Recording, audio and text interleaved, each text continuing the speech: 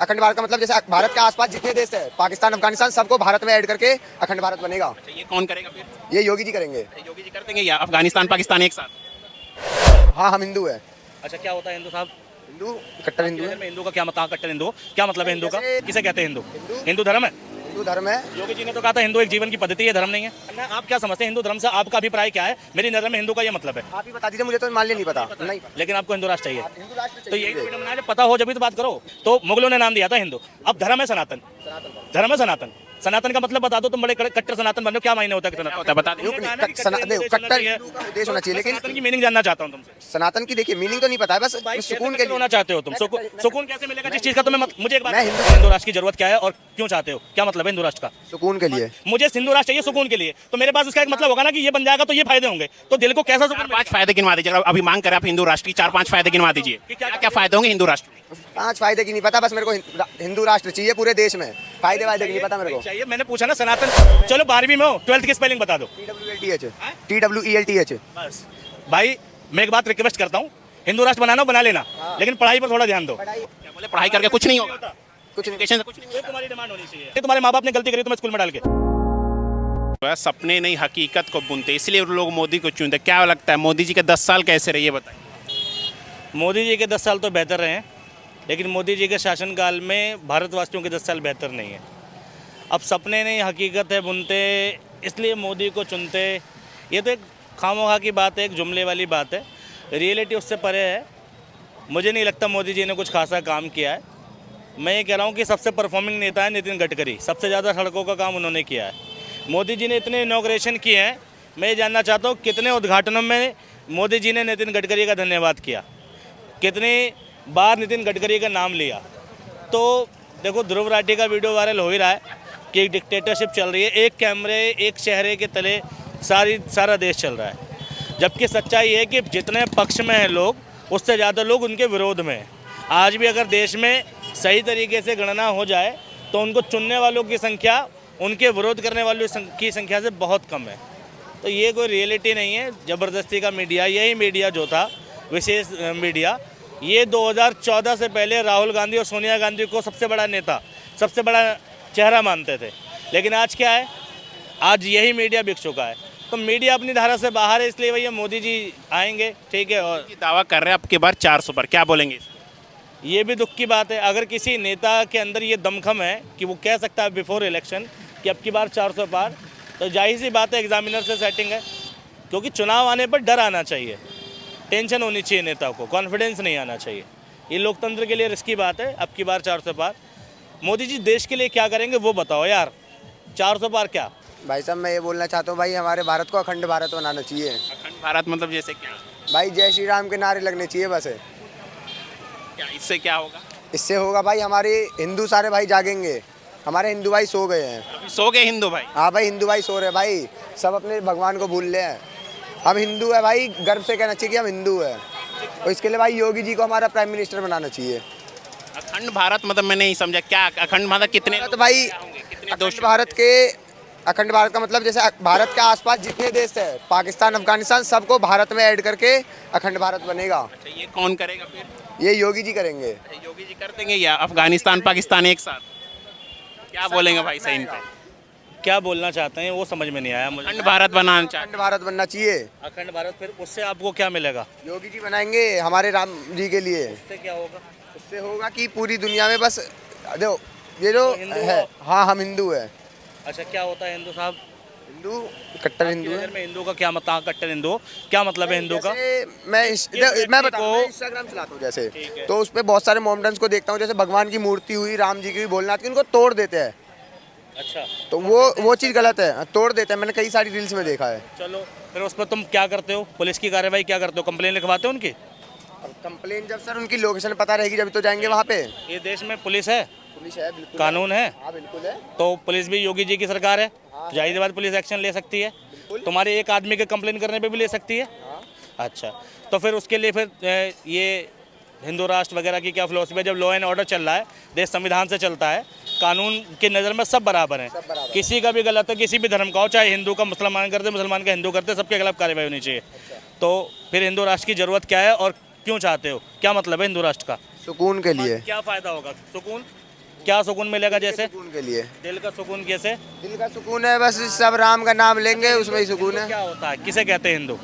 हिंदू धर्म है? हिंदू धर्म है, योगी जी ने तो कहा था हिंदू एक जीवन की पद्धति है, धर्म नहीं है। जो भी है सब हिंदू ही है। मुझे जानना है आप क्या समझते हैं हिंदू धर्म से, आपका अभिप्राय क्या है? मेरी नज़र में हिंदू का ये मतलब है। क्या मतलब है आप ही बताइए। अरे यार मैं आपसे जानना चाहता हूँ, मुझे तो पता है। अच्छा आप ही बता दीजिए, मुझे तो मान लिया नहीं पता। नहीं पता। लेकिन आपको हिंदू राष्ट्र चाहिए, हिंदू राष्ट्र तो चाहिए यही तो मुझे। वीडियो बनाया, जब पता हो जब ही तो बात करो। देखो सुनो, बताता हूँ, हिंदू हिंदू शब्द बता देता हूँ। बिल्कुल। भारत के जब मुगल आए थे ना, तो वो कहाँ से आए थे? मंगोल से आए थे। और भारत की एक नदी है जिसे कहते हैं सिंधु, सिंधु नदी। ठीक है? उस सिंधु नदी के किनारे का देश है हमारा भारत, उसे कहते हैं सिंधु घाटी सभ्यता, ठीक है? उसका दूसरा नाम है हड़प्पा सभ्यता। स्कूल जाते हो? साइंस म्यूजियम गए हो? स्कूल में एंट्री बैन है क्यों? तो होगा, एंट्री बैन है बस स्कूल में। अच्छा, मतलब स्कूल भी छोड़ दिया धर्म के चक्कर में? तो किसी रीजन पे स्कूल में एंट्री बैन कर रखी है स्कूल वालों ने। अच्छा, चलो स्कूल गए, 9वीं 10वीं में तो पढ़ते हो गए, 12th में हो। हड़प्पा सभ्यता 8वीं क्लास में आ जाती है, 6ठी में भी आ जाती है। साइंस म्यूजियम के पहली एंट्री पे लिखा हुआ हड़प्पा सभ्यता, इंडस वैली सिविलाइजेशन। सिंधु घाटी सभ्यता जो भारत की सभ्यता सबसे पुरानी सभ्यता, वो सिंधु घाटी सभ्यता है। और सिंधु का जो फारसी ट्रांसलेशन है, जिसकी जो उर्दू भाषा की लिपि है, सिंधु भाषा को फारसी में उर्दू में हिंदू कहते हैं, ठीक है? सिंधु की जो ट्रांसलेशन है, सिंधु का फारसी ट्रांसलेशन हिंदू है।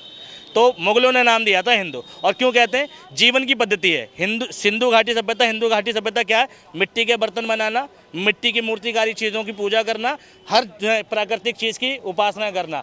ये एक आइडियोलॉजी है, जीवन जीने का तरीका था इस देश के लोगों का। बस हिंदू कर सकते हैं। हिंदू नहीं कर सकते। सुनो मैंने जो कहा, ये क्या है? भारत की एक आइडियोलॉजी है, जीवन पद्धति है, ये धर्म नहीं है।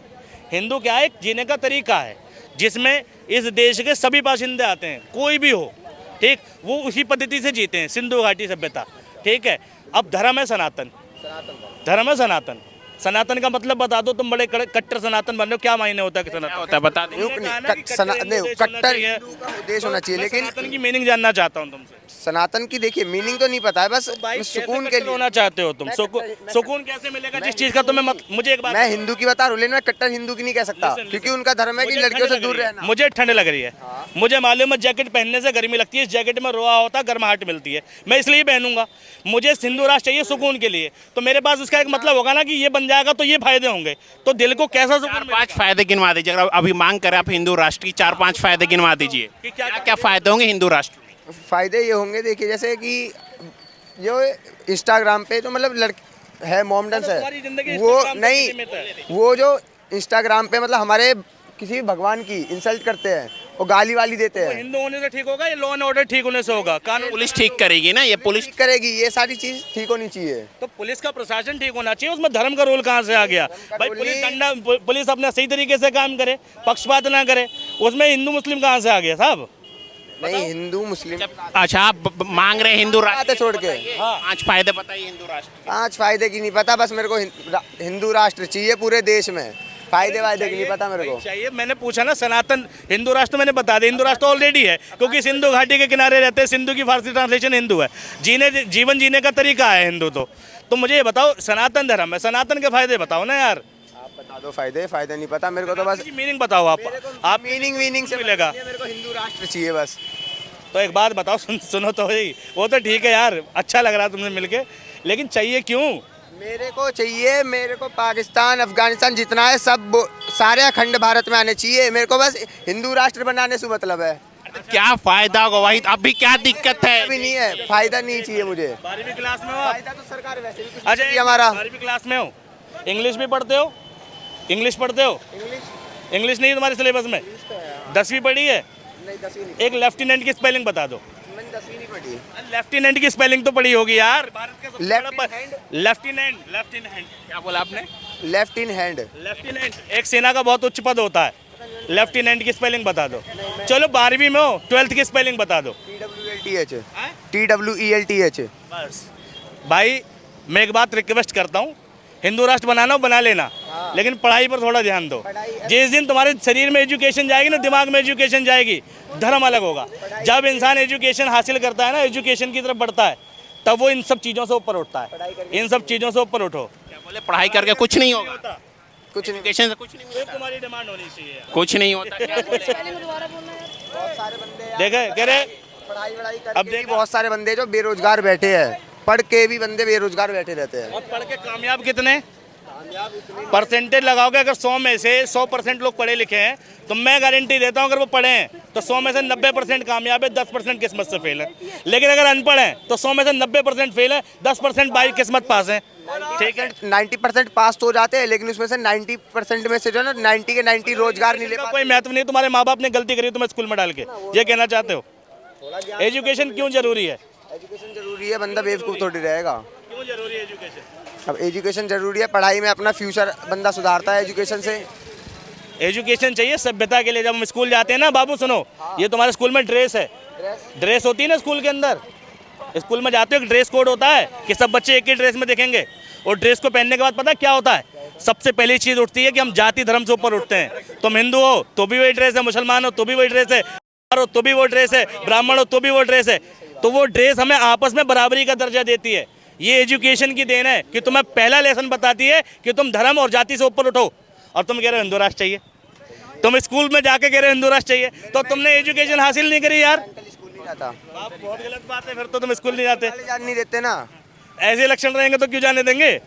अच्छा आप बताइए, आप हिंदू राष्ट्र मांग कर इधर आइए, क्या फायदे होंगे? 4-5 फायदे बता दीजिए। फायदा कल बूझ का बता दूँ, फायदा ना पता। हाँ नोट कर लेंगे, अभी तो पेपर देखा है, सारी बुद्धि पेपर में लगा दी। सारी बुद्धि पेपर पे लगा दी। क्या बोले? विनाश काले विपरीत बुद्धि, जय श्री राम भाई।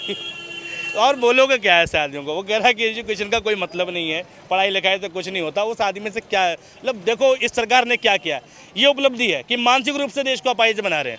अगर एक 15-16 साल का बच्चा एजुकेशन को कह रहा कुछ नहीं होता, शिक्षा से दूर किया ना सरकार ने, लोगों के दिमाग में धर्म का कीड़ा डाल दिया, आइडियोलॉजी डाल दी। इस सरकार का विरोध इसलिए भी जरूरी है कि अगर अपना भविष्य बचाना है, अपने बच्चों को बचाना है ऐसी आइडियोलॉजी से, तो इस सरकार को बदलना पड़ेगा। विकास, डेवलपमेंट, ये सब बात की बातें हैं। सबसे पहले आपका कैरेक्टर ठीक होना चाहिए। देश को हिंदू मुस्लिम के झगड़े में उलझाने वाली सरकार, देश को जाति संप्रदाय में बांटने वाली सरकार, देश का विखंडन करने वाली सरकार, देश के क्या कहते हैं, वो कन्हैया कुमार ने एक नारा लगा दिया जी, वो भी फर्जी नारा था, वीडियो फर्जी था कि भारत तेरे टुकड़े होंगे। ठीक, असल टुकड़े क्या होते हैं वही मोदी सरकार कर रही है। मोदी सरकार ने इस देश को जगह जगह पंथ निरपेक्ष, पंथ धर्म में, जाति समुदाय में बांट दिया। हर आदमी अपने, मैं अभी पहले, इससे पहले नहीं मिलता था जय राजपूताना, जय ब्राह्मण, ठीक है, वह भीम आर्मी, ये इस सरकार से पहले क्यों नहीं मिल रहे थे 2014 से पहले देखने को? किसी को दलित होने पे गर्व है, किसी को अम्बेडकरवादी होने पे गर्व है, किसी को ब्राह्मण होने पे गर्व है, किसी को राजपूत होने पे गर्व है। 2014 से पहले दिखाओ मुझे ऐसा कुछ था तो नहीं था ना। किसी को हिंदू होने पे गर्व है, गाड़ियों पे हिंदू, गाड़ियों पे सैफी, गाड़ियों पे अंसारी, ठीक है, गाड़ियों पे ब्राह्मण। क्यों है इन चीज़ों की ज़रूरत? देश में लिखो ना, अगर तुम लिख सकते हो लिखो शिक्षित राष्ट्र, लिखो शिक्षित, ठीक है, आगे अपना नाम लिखो, शिक्षित अनुज कुमार, शिक्षित अभिषेक। जिस दिन इस देश के लोग जाति धर्म की जगह शिक्षा लगाएंगे ना अपने आगे, उस दिन बात होगी। इन सब चीज़ों की ज़रूरत ही नहीं है। इस सरकार को बदलना इसलिए ज़रूरी है। भाई तो बोले थे हिंदू राष्ट्र अखंड भारत बनाएंगे। मैंने बोला ना, हिंदू राष्ट्र की डेफिनेशन बता दो, क्यों चाहिए बता दो। जिसको चाहिए उसको भी नहीं पता वो क्या मांग रहा है। तो यही तो विडम्बना है, पूरे देश को एक उलझनों में फंसा दिया। योगी जी ने क्या कहा कि हिंदू राष्ट्र चाहिए। योगी जी का खुद बयान है एबीपी न्यूज़ पे कि हिंदू राष्ट्र का मतलब धर्म से नहीं है, लेकिन लोग धर्म के चश्मे से देख रहे हैं। शानी भी बोला है हिंदू क्या जीवन शैली है, ये भारतीय लोगों की जीने का तरीका है। तुम देखते हो हिंदू धर्म में भजन है, ठीक है, मुसलमान धर्म में कव्वाली है, वही ढोल है, वही हारमोनियम है, वही मजीरा है, गाने का तरीका बदल गया लेकिन है तो ताल वही ना। एक बहुत अच्छा भजन वायरल हो रहा है, ये चमक ये दमक फुलवन में महक सब कुछ सरकार तुम्हीं से। ये भजन भी है, गूगल पे कर लेना, ये भजन भी है, ये कव्वाली भी है, ये नात भी है, नजम भी है। ये मुस्लिम धर्म में भी चलती है, हिंदू धर्म में भी चलती है, ठीक है, और दोनों तरीके से चलती है। लोगों को अगर नहीं पता हो तो सर्च करो, ये चमक ये धमक ये फुलवन में महक, इसको आगे डालना कव्वाली तो तुम्हें कव्वाली भी मिलेगी, इसको डालना भजन तो भजन भी मिलेगा। सबसे पहले विनोद अग्रवाल ने गाया था, ठीक है, और उसके बाद यही तो हिंदू धर्म की आइडियोलॉजी कि मुसलमान भी उसी तरीके से अपने प्रे कर रहा है। कहते हैं वो अजमेर में एक दरगाह है, ख्वाजा मोइनुद्दीन चिश्ती जब आए थे तो सबसे पहले उस आदमी ने कहाँ नमाज़ पढ़ी अपनी, एक मंदिर के आगे पढ़ी, ठीक है, क्यों? और फिर उन्होंने देखा कि यहाँ के लोग अपने धर्म को ऐसे मानते हैं तो वहाँ से कव्वाली की प्रथा आई, ठीक। अभी अमीर खुसरो कौन है? देश का पहला नज़म लिखने राइटर, उर्दू ज़बान का स्टार्ट करने वाला, उसने क्या किया? भजन स्टाइल में कव्वाली चालू करे। तो धर्म में कोई विभेद नहीं है, हिंदू मुसलमान का कोई झगड़ा नहीं है, सिर्फ ये नेता बदलने चाहिए। इन चंद नेताओं ने देश का माहौल ख़राब कर दिया, फिर वो चाहे कोई भी हो। ठीक है, देश के माहौल को सुधारने के लिए बदलाव जरूरी है, देश के माहौल को बदलने के लिए बदलाव जरूरी है। ठीक, अब ये देश तय कर ले कि उसे एजुकेशन चाहिए या हिंदू धर्म चाहिए, ये देश तय कर ले कि उसे रोजगार चाहिए या हिंदू धर्म चाहिए, ये देश तय कर ले उसे स्कूल चाहिए या मंदिर चाहिए। इस चुनाव को लेकर हम सर्वे करने आए हैं, बोलेंगे आप 2024 में कौन आएगा ये बताइए। बोलो। मोदी जी आएंगे। कुछ विकास हुआ है जैसे? इतना तो नहीं पता, बस मोदी जी आएंगे, इतना मतलब अपडेटेड रहते नहीं है राजनीति वाले मुद्दा अगर किस मुद्दे पर वोट देंगे? अगर देंगे मुद्दा इंफ्रास्ट्रक्चर पे देंगे। इंफ्रास्ट्रक्चर जो इतना ज़्यादा अपडेट हो चुका है, पहले जितना जाम वाम में फंसते थे उतना नहीं फंसते हैं अब। यानी कहना चाहते पहले से ज़्यादा तरक्की हुई मोदी। इंफ्रास्ट्रक्चर जिस चीज़ से मैं अपडेटेड रहता हूँ, और ज़्यादा इतना राजनीति वाले इसमें अपडेटेड रहता नहीं हूँ। क्या बोलेंगे भाई 24 में कौन आएगा, किसकी सरकार बनेगी? बाबा की सरकार। आ गया ये आ गया। हाँ, क्या बोल रहे हैं? बाबा की सरकार बनेगी, योगी बाबा की। 24 में 2024 में योगी और मोदी की सरकार आएगी, प्रधानमंत्री बनेंगे हमारे योगी आदित्यनाथ। 10 साल कैसे रहे मोदी जी के? 10 साल मोदी जी बड़े अच्छे से रहे, पूरे देश को संभाला और लॉकडाउन में बड़े सही योगदान करा। तरक्की हुई कुछ देश की? तरक्की तो हुई नहीं, लेकिन उन्नति भी तरक्की नहीं हुई। नहीं हुई है, थोड़ी बहुत हुई है तरक्की।